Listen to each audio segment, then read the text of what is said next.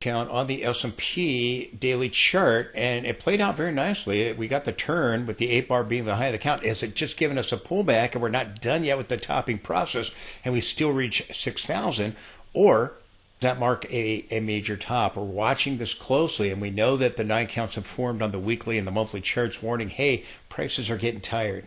As I've said, this could be a sell-off and a trend extension, and we still go to 6,000.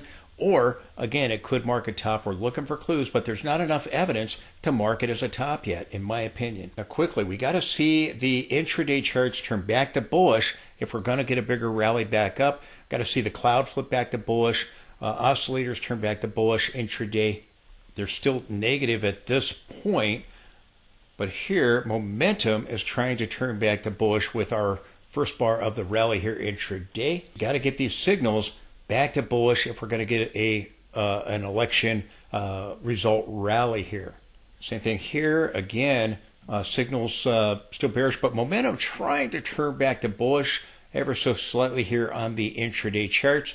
Again, balance of power still negative. If we could get these signals bullish tomorrow, and again, a big powerful rally, then again, we might try to new highs on the S&P 500. And my signals have been bearish since the 23rd after we peaked. That was the 5 sessions after we peaked there on the 17th.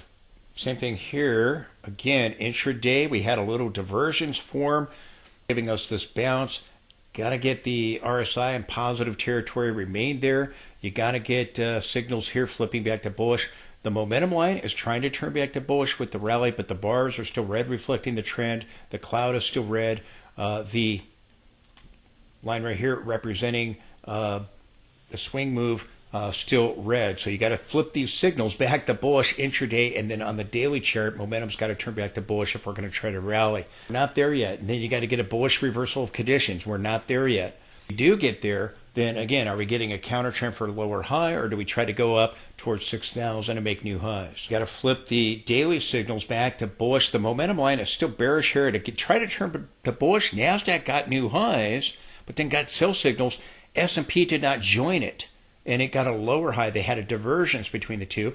Momentum is still negative here. So again, we got to flip these signals back to bullish if we're going to try to turn. If they remain bearish and we just go back up and fill the gap, then again, look out below once that's done. Looking for clues, but see the signals, the daily momentum signals, begin to try to turn back to bullish. There yet here with NASDAQ. But S&P did have a signal flash today that's kind of interesting. It's an unconfirmed signal. Okay, we've had signals on counter trends before, like right here. See the signal? We got a bullish signal here. It just marked a counter trend, and then we resumed the decline. So keep that in mind. It's marking that, hey, we're either getting a counter trend or possibly a reversal. That's what it's saying. Hey, we're trying to get a counter trend, and we got this big rally on the S&P. Momentum is still negative. Signals are still negative. We took the cloud out. We took out this line representing the short-term trend. We're getting back above it. Here, the represents the swing move. It's flatlined. So again, and then the ribbon is showing bearish, the background showing bearish. But we got the signals that maybe we're getting a counter trend, or we're going to try to go make a new high. Again, I don't see enough evidence that the top is in yet. I need to see more proof. It's not done yet, one or the other. So again, I'm looking at it closely. But again, the signals here are still bearish, but we're getting this signal here saying, hey, maybe we see the signals try to flip back, or again, like over here, get a counter trend move. Again, well, NASDAQ had turned back up and went to a higher high. S&P did not, and the momentum line remained bearish. We saw the signals turn back to bearish the 23rd after we peaked on the 17th October. And again, we're going to be watching, do the signals revert back to bullish, or do they remain bearish? And again, the upper boundary of the cloud and the ribbon and all these things got to turn back to bullish if we're going to try to move to new high. Maybe we get a powerful election rally. We'll be watching. Please support the channel with the link directly below. That allows me to be able to provide you this information. If you like the charts, you like the indicators, let me know that by supporting the channel. You can take a moment to do that. I would really, really appreciate it. I thank you for your consideration for that. Hey, I'll try to be brief today. I know a lot of people want to watch the election results, and a lot of people still haven't voted. So again, I'll try to be brief. So if you haven't voted, you can go get that done, or you want to watch the election results, I'll let you get back to that. So again, just real fast, we Out the 50-period moving average on NASDAQ and S&P 500. The Dow was up today 1%, up 427 points. We await the U.S. Election results. The S&P was up almost 1.25%, up 70 points.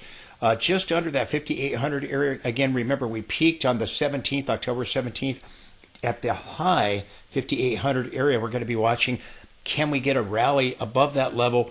We still have a target level of 5,750 to 6,000. We have reached the lower end of the target, but not the upper end of the target. Not enough evidence to say that a top is in yet. So again, looking for clues. NASDAQ up 1.43%. Russell up 1.88%, the best performer of the four. And the VIX down 6.78%, still above 20 at 20.5. But again, off those highs. The VIX dropping and the yields, the 10-year yield reversing off of the trend line ahead of the Fed meeting, that helping the market. If we get the election results Wednesday or later in the week, again, we could see a post-election rally, possibly with the Fed as well. Signals can turn back to bullish. Okay, right now the signals are still bearish. Them can turn up. Again, we could still reach that 6,000 area. Here's our monthly trend line of resistance. So we'll be watching the results today, or is it delayed? If so, what's the response to the market? So again, the market bouncing off the levels that I talked about, key support. Again, the VIX going down, the S&P bouncing off the 50-period moving average, the stochastic rolling over here on the VIX, and again, the VIX had the 10 and 20 get back, the 10 got back above the 20. It's still holding above the 50, but it is pulling back to fill the gap. S&P very well could fill that gap, as I've talked about, or even try to move to a new high. There's not enough evidence to say that we have topped yet for the S&P 500. Jury is still out on that. Again, let me repeat, my target level is 5,750 to 6,000. We've hit the low end of the target in the high 5,800 area. We still might move towards and closer to 6,000 if my signals begin to turn back to bullish. Doji on the dollar last week, it's turning down. The 10-year yield is turning down. The dollar's turning down off of this trend line right here, turning down off of that trend line. Again, it's probably going to pull back. Market will initially probably go higher, but then join the dollar, join the 10-year yield, and go down and probably move back into a positive correlation with the 10-year yield. Breakout and back test of the trend line right here and bounce off the 200-week moving average. Key support is warning that we're likely witnessing a topping process for the market and for Bitcoin. I expect the dollar is going to get a higher low and then resume the advance. The yields, I expect that they're going to turn and start dropping, and the market will eventually drop with them, and we'll go back into a positive correlation. Quickly, here is the 10-year yield. The 10-year yield, again, we went up to this trend line, just slightly moved above it, just by a fraction there, turned down off of it here. 10-year yield dropping nearly 0.5% here. And again, we're back over here near where the NASDAQ peaked back in July. If I zoom out, you can see the trend line that we're looking at going back here into 2023 from April of 2023. And again, turning off of that trend line right on the nose there, just slightly overthrowing it by a fraction. Again, I expect that we're going to see this week with the Fed. I think we're going to see the yields turn down. There's a short-term negative correlation with the market right now. The yields continued higher. The market went lower. There was a short-term, there was a positive correlation between them since when they bottomed out, when the Fed began to cut rates. So again, I think that this will eventually move down. I think the market will move up. Then we'll see if we get a lower high or a higher high. And if we do, I'd be watching about the 6,020 area. And again, that's just eyeballing it, that long-term trend line in the monthly time frame, just above 6,000. And then we'll see, can we rally with the election results? Can we rally with the Fed? If so, do we just fill the gap and back test the trend lines, or we try to climb above those trend lines, move above the high? If we move back to test the broken trend line of the first trend line that broke, S&P might move to a new high and just back test. Just real fast, hey, Bitcoin could be forming a double top if weekly signals bearish. This is the pattern that formed in 2021, and even again, it was in the first quarter there here. and then it had peaked in that first half of the year in April, and then now in November, and it had peaked in November. Very, very similar, some very similar things. If you want to hear more about that, you can, my latest Bitcoin video, I'll link it at the end of this video. But one thing I'm looking at is Bitcoin and Nvidia forming double tops. I believe NASDAQ and NASDAQ 100 are. Bitcoin and Nvidia could be, if again we're just going sideways. Weekly charts can't get back any traction back up, but I do think a divergence is likely forming here with Bitcoin. This is the Bitcoin daily chart. Signals have been making some amazing calls with Bitcoin, calling this bottom, this top, this bottom right here. And again, I predicted we would go a little bit higher here above this level. We did. We'd halt at the resistance zone. We went a little bit higher than that. So now I think that, again, we're probably back testing, and I think we're going to a divergence develop here, and then again possibly complete a double top. So keep that in mind. There are possible double tops in play on both Bitcoin and Nvidia. If that does end up playing out, it would be very problematic for the NASDAQ 100. So Nvidia coming back and filling the gap right here. Again, I'll be watching. Do we go up a little bit higher again or get a lower high? But I'm looking at, again, a very similar situation here that I'm looking at with Bitcoin. Again, I believe we have a double top right here. The question is are we going to go a little bit higher than this peak over here? And again, this is looking very similar to the Bitcoin top of 2021. If you want to see it, go watch a video at the link at the end that I've linked with the Bitcoin video. I cover the Bitcoin 2021 top of there, and Nvidia and both Bitcoin's price action now look very similar to it in a possible double top formation. So again, we'll be watching both of them very closely. We try to back test those trend lines, one or both of them. We could still move to a new high if we test the first trend line that broke. Take our time back testing the second trend line that broke on those daily charts. But again, watching this trend line right here, again, the upper boundary of our channel, we had the divergence that gave us a sell-off. Couple weeks now we're rebounding. Do we come up here and we get one more little tiny divergence and we go up and maybe try to hit 6,000 or so? We'll be watching to see, and we could even overthrow the trend line. Again, NASDAQ did. NASDAQ slightly overthrew it in the weekly time frame when it peaked back in July. NASDAQ may revisit that level and still may try to go to a higher high. My guess is we peaked. I could be wrong about that, but I'm basing that on the trend lines and so forth that I saw and the signals that I saw back then. We may just go slam up into the trend line one more time. So we'll be watching. But again, if we do try to back test those trend lines and fill the gaps, I'll be watching this trend line here in the weekly time frame. We're starting the week off with the MACD rolling over. We'll see what it looks like by the end of the week. This time the MACD has rolled over here. And again, it could be that we get a lower high or a higher high to complete the top right here. So we're going to be watching this closely. Trend lines and the gap, they're in the daily time frame. And just quickly, the Dow, I've drawn a channel here around the 50 period. We did bounce off the 50 period now with the Dow after breaching it.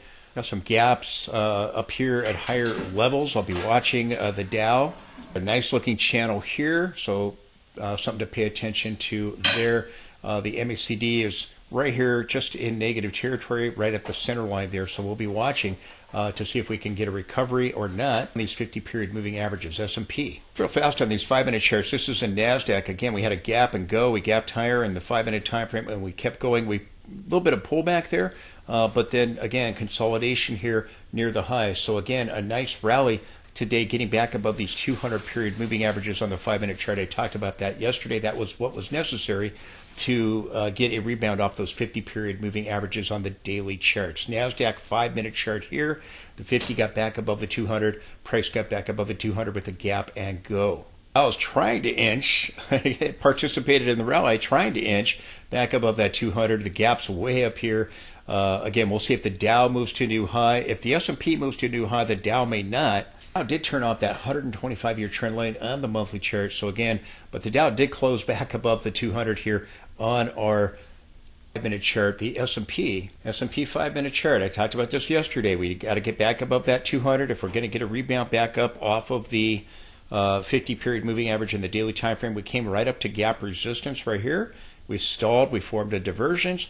pull back to the 50 that got above the 200, and then we bounced and we closed again at the highs there with inching just above gap resistance. The gap fill is up here, and then we'll be watching again the broken trend lines. Can we challenge the previous highs, or do we just back test and that's all she wrote? Looking for clues. Again, there's not enough evidence that the S&P 500 has peaked. I think that the NASDAQ did peak back in July. I told you if I'm wrong about that, we can go slam into the trend line again, slightly higher than the July peak. But if P has peaked, I need to see more evidence. Again, we had a divergence here, gave us a pullback and closed at the highs on the 5-minute chart. With the election results, get them by tonight or tomorrow. We'll see if we move to fill the gap. And we've got the Fed meeting this week, and we still have earnings. Stochastic going to turn up here on the NASDAQ daily chart here, getting a bullish cross there. So again, down here at extreme, so we'll be watching to see if we can get a rally. Now, again, I have two trend lines I'm watching. I had that negative divergence, by the way, on the MACD at the peak there, just under the July 10th top. I have two trend lines. This is the log scaling, and we're back testing it. Okay, so, and we're testing the 20 period as the 10s crossing it. And again, we have the gap fill just above here. Now, here with the log scaling, we haven't gotten back above that trend line, but with the linear scaling, we have. So I'm just kind of paying attention. Some people watch log, some people watch linear.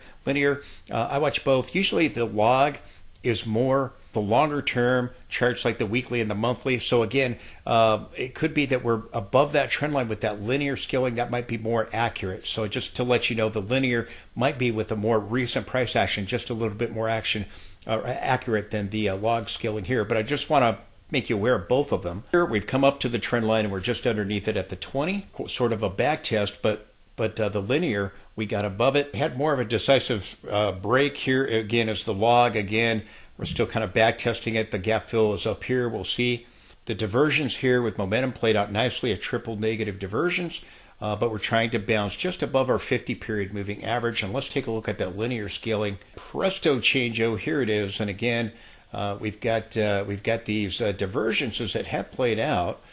Could see another reference point. The MACD could turn back up. Could see the RSI again form another reference point of a divergence. We did have a divergence on the RSI and the MACD that did give us the sell-off back towards our 50 that did break the trend line. Again, it could be that we are expanding the pattern and that we end up doing a redraw. Channels and price patterns do expand sometimes, so we'll see what happens. But we did get a close above that. We're halting at the 20 period as the 10 crosses below it. You got your gap fill up here. You got your recent high right over here from October 29th. The S&P peaked on mid-October, on October 17th. They did diverge here. We'll see what happens. I'm wrong about the peak being over here on the 10th. Again, we could still move above this red line right here, the red dotted line. But again, I do think we're forming a double top, whether with a lower high or a higher high. We'll be watching. And again, see if we can hold above this trend line now, and if we make a move to attempt to fill the gap with the election results or with the Fed or maybe both. We'll see what happens. Again, yields are turning down ahead of that Fed meeting. We've come right up to the momentum cloud there. Got to clear that to fill that gap. And again, we'll be looking at the gap fill here over the next 2 days. S&P had formed a little divergence on the 60-minute chart and some of the other charts. NASDAQ really got a higher low here. Again, getting back above the trend line on the 60-minute chart. We had the multiple point divergence here that gave us that sell-off, breached the trend line, got back above it. So again, we're going to be watching. Do we get a brand new divergence if we start trying to fill the gap or move to a new high? Or does a rally fail at the 20 period? And here we're seeing the 50 period. We've rallied up to the 50 period, the little green line right there. Can we get a big rally? So does NASDAQ attempt to make new highs? We'll be watching to see how it unfolds. I told you we'd rally up to the 20,398 area and likely try to form a top. That could still be under construction. And again, there is a good chance we fill the gaps. And if we do, does NASDAQ move to a new high? Does it clear the July high or does it not? So we'll be looking for clues. Just zoom out. You can see that top in July there with the diversions. We'll be watching this right here. We still have a rising wedge. So does Bitcoin, by the way. It's forming a rising wedge Now, the S&P 500. The S&P 500, again, we have peak. There's not enough evidence.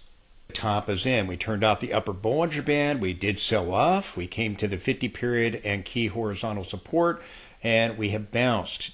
Okay, and again, we're at the 10 period. NASDAQ's at the 20, but we're getting the crossover of the 10 and 20. So again, bearish where we go lower and break the support levels, or again, it could just go, we're in this kind of trading range and we come back up here and test the highs to get a lower high and back test, or to get a higher high. Now again, I've talked about the trend line right here. We may just come up here, fill the gap, get a back test, and that's it, and we get a lower high. But if we start moving towards this other trend line, we might again move to a new high. And again, listen carefully. My target level is 5750 to just over 6,000. With the new month that we moved into, it went just above 6,000. In October, it was just below 6,000, 5,900 area. We could still reach 6,000. Not enough evidence that this is a top yet. You're watching the next rally. Maybe that evidence is presented that either if the rally, the highs are not done, the new all-time highs, which I keep saying, we're going to make new all-time highs. Now I'm looking for a topping process. The new all-time highs. Maybe they're not done, maybe they are, but I'm looking for a topping process because NASDAQ finally reached the target level. Time the S&P was coming up here in mid-October. So now we're looking for clues, topping process, because we can see the trend lines in the monthly time frame. It's unlikely we're going to be able to clear those trend lines. So again, we'll be watching. Do we see momentum turn back up and get a triple divergence, slam into 6,000, and maybe get a back test to this trend line, overthrowing this one, or do we just come up to this trend line right here and turn back down, getting a lower high, a slightly lower high than the previous peak? We'll be watching to see how it unfolds. Now, if we take our time hitting this trend line right here, if we take our time, then it will also give us a higher high if we take time to reach it. But again, given the Fed, given the presidential election and earnings, again, we're probably going to get a big move up or a big move down. And if we get a rally with the presidential election results or the Fed, again, these are the trend lines that I'm watching, plus the gap fill. Do we back test and then resume the decline, or do we back test and again get a new high and then resume the decline? So keep that in mind. We might come up here and move to a new high and back test this original trend line that we broke, the first one that excluded the shadow from back over here. So keep that in mind. And again, momentum signals all begin to turn back to bullish intraday and then the daily time frame, then we can get a bigger rally, maybe towards that low 6,000 area. And if we take our time hitting the trend line, the one that broke, we can go to a new high up into this level right here. If we get above this trend line immediately without back testing it and go to the other trend line not seen on this chart, again, we can go up and hit this upper boundary, the channel again, which I've talked about in the weekly time frame. So keep that in mind. Again, you got major resistance up in here, and then again around the 6,000 area, you've got just in that low 6,000 area in the monthly time frame, you've got this major resistance between 5,750 and 6,000. We've already reached the lower end of the target. Will we reach the upper end? We'll see. Looking for a top. I'm looking for evidence, and again, we very well could see another reference point of a divergence right here on the RSI. We had a divergence that gave us this sell-off right here to the 50. Do we form another one and turn back down? We'll see what happens.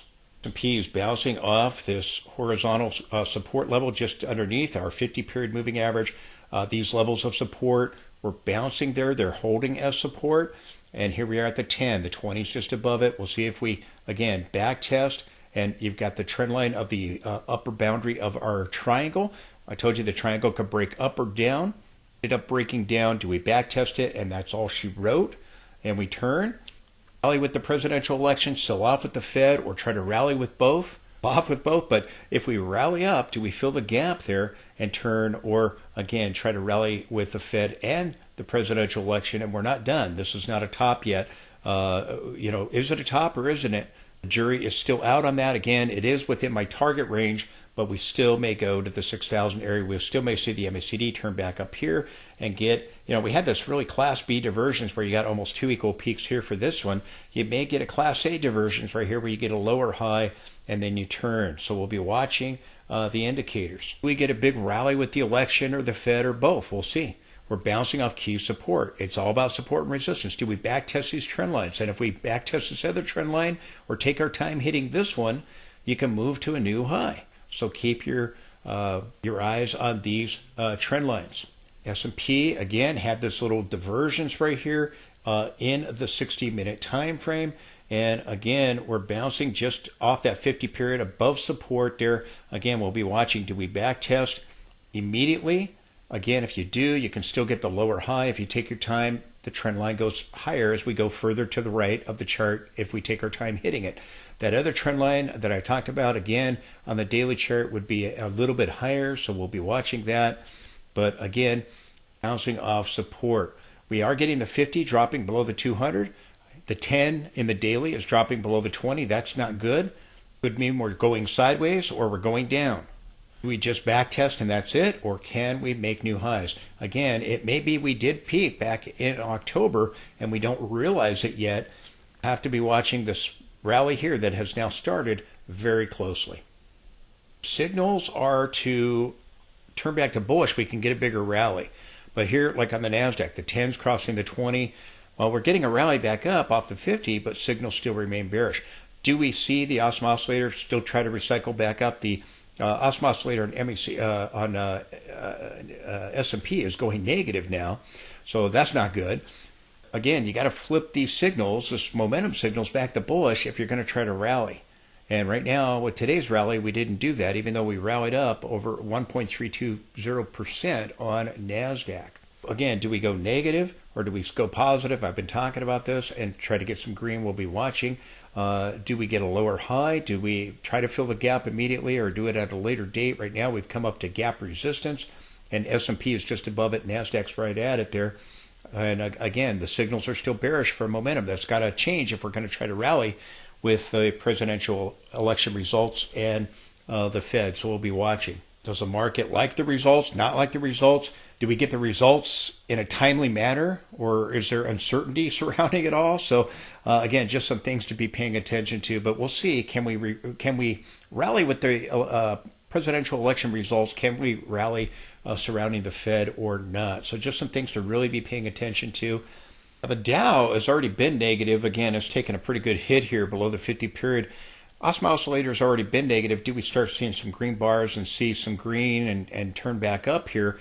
The S&P just turned negative. NASDAQ's not there yet. And these are the daily charts. Here's the S&P 500 right here. Again, going negative now.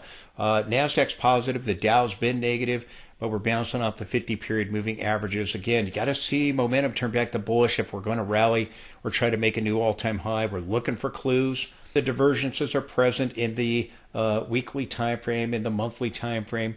Said in the weekly time frame, oftentimes you get these red Awesome Oscillator bars and you'll still rally back up on the second or third bar, the first bar. Sometimes you just start getting red bars and you start going down. Other times you can get them and you can start getting a counter trend or even move to a new high, but then it ends up failing and the divergence ultimately plays out. So it plays out differently at different times in history. Trying to bounce off the 10-week moving average here in the weekly time frame. Bars are still blue, reflecting the trend, and we still have green going on here in the weekly time frame. If we're going to see a reversal, we've got to drop below that 10 and then the 20-week moving average, the blue line below it.